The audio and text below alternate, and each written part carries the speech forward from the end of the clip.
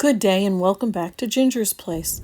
Well, today I got a request from a relative, from a cousin, and she asked me if I remembered my grandmother's chicken casserole recipe, and I didn't. So I reached out to other family members, and another cousin remembered the ingredients, so I decided to make it and put it on a video, and then everybody will have it. So here's Grandma Fran's chicken casserole recipe with my twist on it.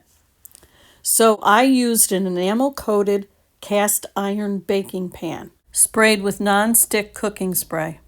And I put about 3 to 4 tablespoons of butter in there. Graham would have used a lot more, but I used about probably 3 tablespoons. Now there's a couple differences. My grandmother used canned cream of chicken soup.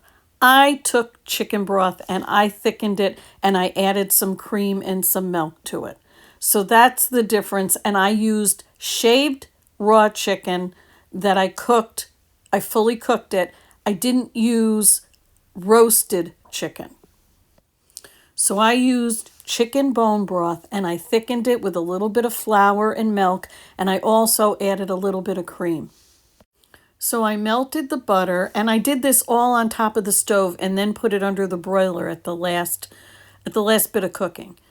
So I melted the butter, then I added the shaved chicken, and then I fully cooked the shaved chicken, and I also added some seasoning. Graham wouldn't have done this, but I was doing this for my family. So there's dill, there's garlic powder, onion powder, and dried green onion.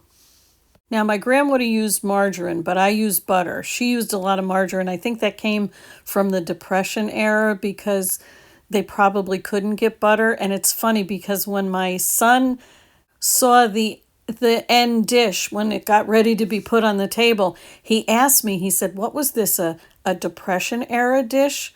He thought of that right away, and we'll never know because Graham's no longer with us. We'll just have to wonder. So I cooked the shaved chicken until it was fully cooked, totally fully cooked before I added any other ingredients. And once it was cooked, I did add dried dill, dried green onion, garlic powder, and onion powder. My grandmother never would have done that, but I did. Now I added a box of bone broth, chicken broth, and I think there's 4 cups in that. And to that, I shook up a little bit of milk and flour and added that, and then some cream.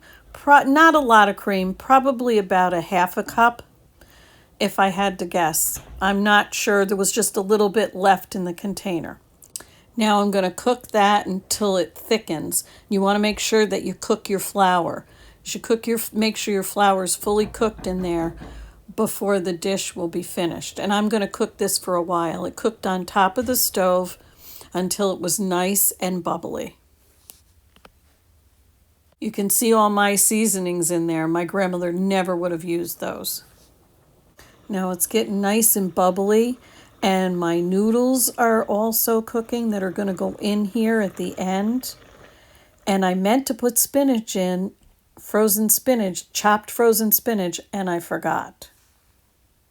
It's time to drain the noodles and put it in with the rest of the ingredients. And here it is all mixed together.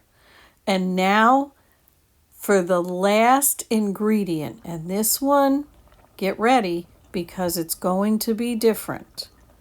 My grandmother always topped this casserole with potato chips.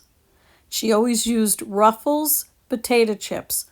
I don't have any Ruffles, but I do have some barbecued potato chips.